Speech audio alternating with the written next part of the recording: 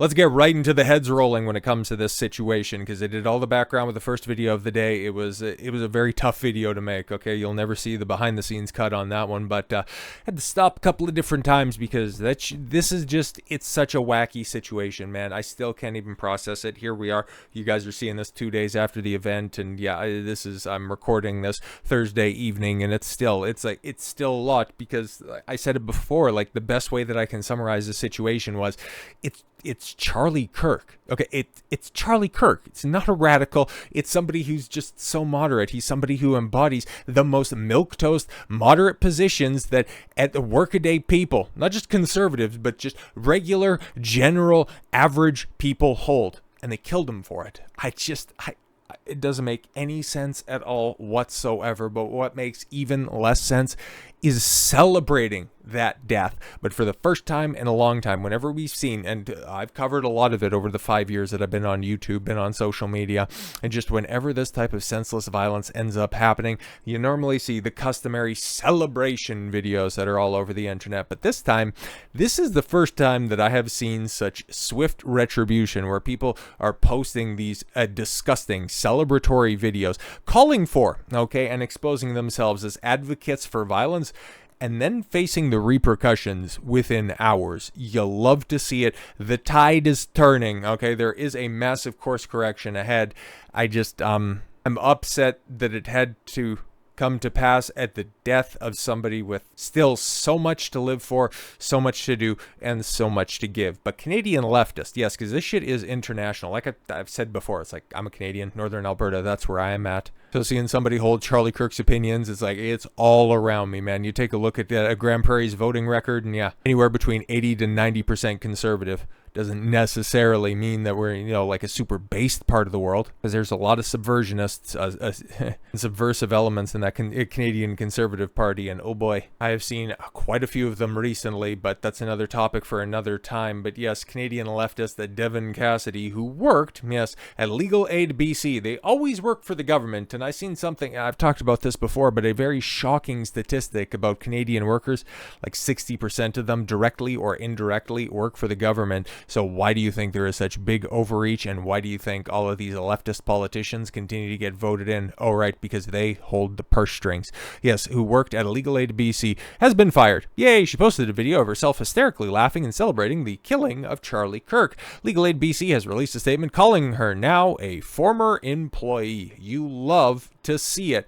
And somebody down south, Middle Tennessee State University Assistant Dean of Students, has been fired, effective immediately following vile comments celebrating Charlie Kirk's death. Looks like old Charlie spoke his fate into existence. Hate begets hate, zero sympathy. I also want to know who liked that. Maybe she just liked it herself. Laura Sosh Lightsey. But I guess, hey man, she'll have a lot of free time on her hands now that she is no longer working at MTSU. You fucking love to see it. And speaking of which, some people who had very early knee-jerk reactions to this event going down on Wednesday, Matthew Dowd of MSNBC, he was on Katie Tur's show or something like that, talking about the situation, and outside of some absolute asshole, which so wild how, like, I just still, like I said, I can't make heads or tails of this situation. There's still just a million thoughts running through my head, a mile a minute. But one of the other reactions that I seen was Joe Rogan getting the information and him just being, completely shook to his core when he was interviewing Charlie Sheen of all people. It's like, wait, what? Okay, this is, like I said, this is such a wild situation. But they pulled up, Jamie pulled up, Jamie pulled that up, an MSNBC clip of somebody trying, it might have been Matthew Dowd, but somebody with the reaction, because there was no information that was breaking at the time that they were talking about it.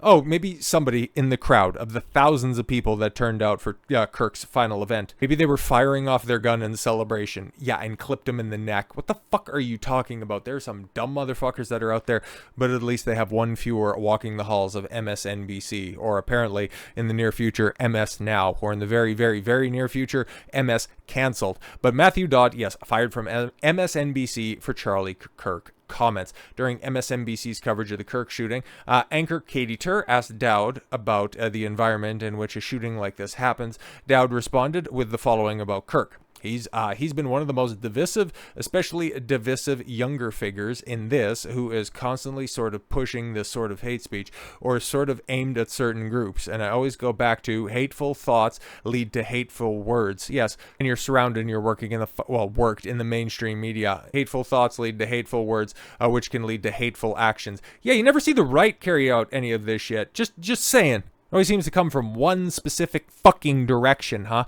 And I think that this is an environment we are in. Yes, you can't stop all these sort of awful thoughts and then saying these awful words and not expect awful actions to take place. And again, just like how we highlighted the stupid mighty queef earlier in the first video on the day, you don't provide any receipts from Charlie Kirk's milquetoast faith-based commentary. Oh no, he doesn't like gay marriage. Oh no. He thinks that men are men, women are women. Oh no, he thinks that taxes should be lower. What a fucking bigot. He should just put on Lederhosen and then just grow a little fucking mustache just under his nose. He's practically the same thing. These people are fucking sick, but now they're fucking fired. You love to see it. But I'm saving the two best for last. You have DC Comics, okay? Former DC Comics writer Gretchen Felker-Martin, and to be completely honest, man, that's like not a selfie or anything like that. That's actually a landscape photo captured from the Hubble telescope of Gretchen. She's a big bitch. She's a big fired bitch as Gretchen Felker-Martin's Red Hood. Yes, she was the writer for the Red Hood reboot, but to be completely honest, man, okay, yeah, but it was canceled after one issue following the Charlie Kirk comments. Let's get to her comments, in fact, but to be completely honest, knowing modern day comics, this run wasn't exactly long for this world, but following massive backlash, DC Comics has officially canceled trans writer Gretchen Felker-Martin's Red Hood series after just one issue. The first issue was released on Wednesday, but DC has now pulled the plug on all future installments. Oh no! In a notice sent to comic book retailers, DC said DC Comics cancels existing orders for Red Hood 2 and 3 and any orders on future issues in the series. Now, DC Comics will credit retailers for all invoice copies of Red Hood 1, inclusive of copies that may have already been sold. Oh, so they're just pulling the entire run. Wow. This is actually pretty big. When asked by Popverse about the reason behind the cancellation, DC Comics issued a broader statement. At DC Comics, we place the highest value on our creators and community and affirm the right to peaceful individual expression of personal viewpoints. Posts or public comments that can be viewed as promoting hostility or violence are inconsistent with DC's standard of conduct. Wow. This is a big change because it wasn't that long, okay, circa 2016, alongside Trump's first campaign. Anybody dare express conservative thoughts, they were ousted from the halls of the big two, DC or Marvel. But at least now they're taking, like actual calls or advocation of violence seriously.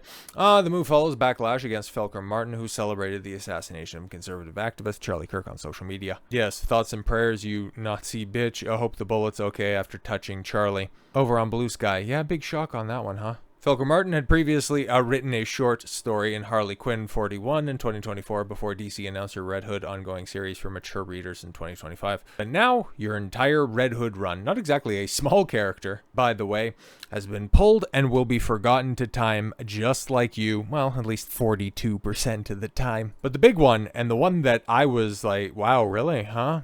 That's interesting. This is a game that I've gone to bat for and probably will over the weekend. I can't exactly remember the last time I said, from what I'm seeing from this game, it looks pretty good. But after seeing some posts from who is now the former game director for Ghosts of Yotei, I'm just like, yeah, I'm kind of done giving the benefit of the doubt to this game. Because I was fine with the Erika Ishii shit, okay? She can be a competent voice actor and a total fucking nutcase. That's fine.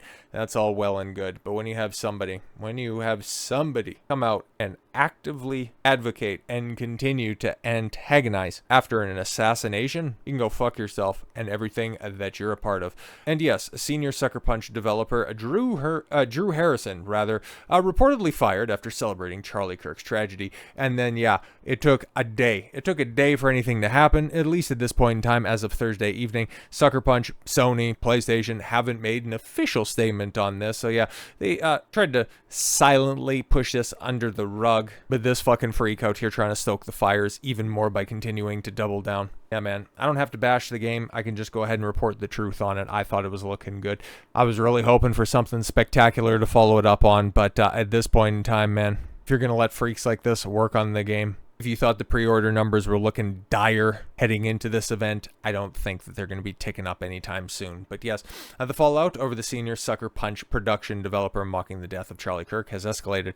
Drew Harrison, who served as senior staff character, Lookdev, and texture artist on A Ghost of Tsushima and the upcoming Ghost of Yotei, now appears to have been fired from the Sony-owned studios. You love to see it. But yes, I guess this is the follow-up post, right?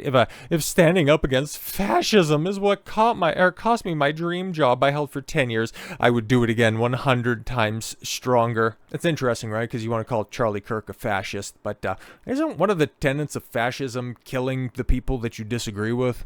Interesting, huh? And then, of course, retweeting some fucking shit from a disgraced barista. I mean, I don't know, man. Just another fucking day that ends in Y over there on Blue Sky. Yes, on her public Blue Sky account, well, she made the post that I already read. Earlier, she had, told followers not to donate money to her, but to send support to activist organizations instead, praising Ghost of Yotei. Not saying, well, go buy, even though I don't work for the studio anymore, but, hey, support the good people that worked at the project. No. Just go support shit that would really piss off Charlie Kirk. Go fuck yourself. Praising Ghost of Yotei as a project made by 200 people I love dearly. Harrison set off controversy, shortly after the fatal shooting of Kirk, posting, I hope the shooter's name is Mario so we can have Luigi. So that Luigi knows his bro got his back. Like, yeah, you could kind of just, you could dismiss that as somewhat of a distasteful joke. Okay, I've seen some people and didn't pull them up, especially in the previous video about the disgusting reaction we have seen to the assassination. Mostly because I just kind of think that they're ill-timed and distasteful jokes, but they're still jokes at the end of the day. And I would give her the benefit of the doubt on this one if that was just the one post, but it's also over on Blue Sky, and it's also followed up by a bunch of other shit, like reposting, yeah, he died doing what he loved, being a transphobic, racist bigot. Where's this racist shit with Charlie Kirk come from? All right, low information people that think that, when he talks about crime and the perpetrator happens to be black a lot of the time, that he's a racist for pointing out the reality of things. Oh, interesting. She also, reposted a message that lambasted Kirk, the one that we read up there as well. But yes, other posts as well. It's like, this is a fucking nutcase, 100%. And so the fact that now we're starting to see some people, and all it took was just a simple assassination of a milquetoast individual to finally start to spark some change. I mean, I'm glad some things are happening. I'm glad that the side that thinks that cancel culture is a myth is finally experiencing the shit that they have been perpetrating for fucking years at this point in time. I'm glad that they're finally getting a taste of their own medicine, but again, all it took was just the senseless death of a 31-year-old husband, father, and follower of Jesus Christ. That's all it took, right? Unbelievable. So yeah, over this weekend, guys, and last video for me from the day on Friday, and as such, just take a moment, okay? If you have friends, family, loved ones that you maybe haven't said anything to in a while, just take a moment. This week has been, it's been something, man. So take a moment to tell them that you're thinking of them, tell them that you love them, and just take a moment. Take a moment this weekend to be thankful and realize that tomorrow isn't guaranteed, and there are some malevolent fucks that are out there that would wish you dead and in the ground. So with all that said, thank you all very much for the gift of your time. I've been Don Consuelo. I want you to follow your gut and get after it. Take care, everyone.